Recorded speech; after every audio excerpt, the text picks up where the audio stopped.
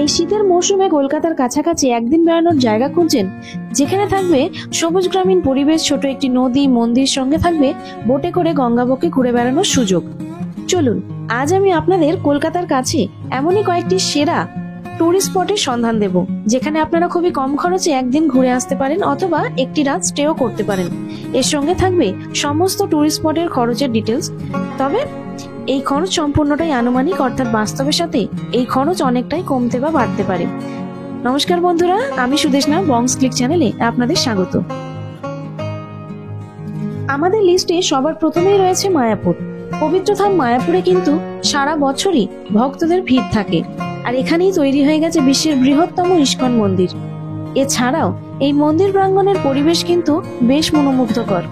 এখানে থাকার জন্য মাত্র 100 টাকা থেকেও আপনারা রুম পেয়ে যাবেন এবং সম্পূর্ণ বিনামূল্যে প্রসাদও পেয়ে যাবেন। এই ট্যুরে আপনাদের জন প্রতি খরচ হতে পারে 400 থেকে 500 টাকা।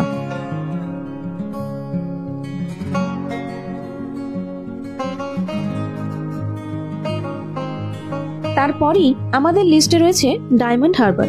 হুগলি নদীর তীরে অবস্থিত একটি ছোট্ট শহর হলো এই ডায়মন্ড হারবার। এখানে নদীর তীরে গড়ে উঠেছে ছোট্ট একটি পিকনিক স্পট, যেখানে আপনারা এই শীতের আমেজে কিন্তু পিকনিকও করতে পারেন। কলকাতা থেকে এই ডায়মন্ড হারবারের দূরত্ব 60 কিলোমিটার।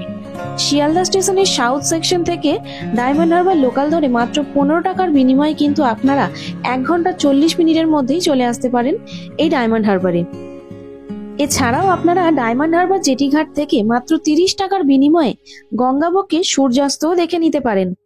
এখানে আপনারা দিনের দিন এসেও ঘুরে যেতে পারেন অথবা একদিন স্টেও করতে পারেন। এই ট্রিপে আপনাদের আনুমানিক খরচ হতে পারে জন প্রতি 200 থেকে 250 টাকা।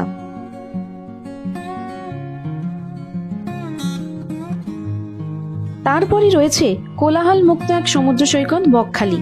কলকাতা থেকে মাত্র 3 ঘন্টা দূরত্বে অবস্থিত নিরিবিলি এই সমুদ্র সৈকত বকখালি।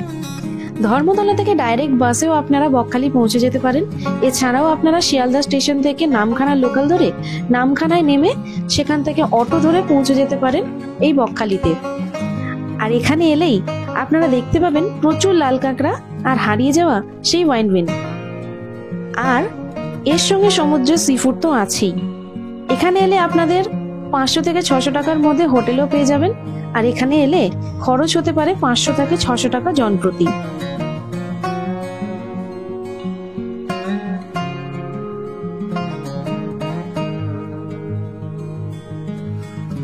আমাদের চতুর্থ নাম্বার ডেস্টিনেশন হলো খিরাই। পশ্চিম মেদিনীপুরের ছোট্ট একটি গ্রাম পাঁশকুড়া ও তার পার্শ্ববর্তী কিছু গ্রামকে নিয়ে শীতের সময় হয় এই সুবিশাল ফুলের মেলা। হাওড়া স্টেশন থেকে মেদিনীপুর লোকাল ধরে পৌঁছে যেতে পারেন খিরাই। এই খিরাইকে আমাদের পশ্চিমবঙ্গের ফ্লাওয়ার অফ ভ্যালি বলা হয়, কারণ শীতের সময় এখানে রং বেরঙের ফুল চাষ হয়। যারা ফুল ভালোবাসেন তাদের জন্য একদম পারফেক্ট জায়গা এই খিরাই। এই ট্রিপে আপনাদের খরচ হতে পারে জন প্রতি 100 থেকে 150 টাকা।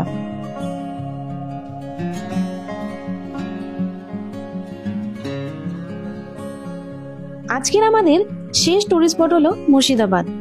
ইতিহাসের শহর মুর্শিদাবাদে আপনারা একদিনেই ঘুরে নিতে পারেন। কাটরা মসজিদ, হাজারদুয়ারি, নসিপুর রাজবাড়ি ইত্যাদি। এছাড়াও আপনারা 2 দিনেও ঘুরে দেখতে পারেন সমগ্র মুর্শিদাবাদ। এখানে হাই বাজেটের হোটেলের সাথে সাথে লো বাজেটের হোটেল রুমও আপনারা পেয়ে যাবেন। বিভিন্ন হোটেল রেট কিন্তু অনলাইনে অবশ্যই চেক করে নেবেন। এই ট্যুরে আপনাদের খরচ হতে পারে জন প্রতি 600 থেকে 700 টাকা। এই ছিল আমাদের আজকের কলকাতা থেকে বেড়ানোর 5টি টুরিস্ট স্পট। এছাড়াও আমাদের সমগ্র কলকাতা ও তার পার্শ্ববর্তী জায়গা জুড়ে রয়েছে অসংখ্য ঘোরার জায়গা, যেগুলো আপনারা আমাকে অবশ্যই কমেন্টে জানাতে পারেন। ভিডিওটি যদি ভালো লেগে থাকে তাহলে অবশ্যই লাইক কমেন্ট করে চ্যানেলটিকে সাবস্ক্রাইব করে দেবেন। ধন্যবাদ।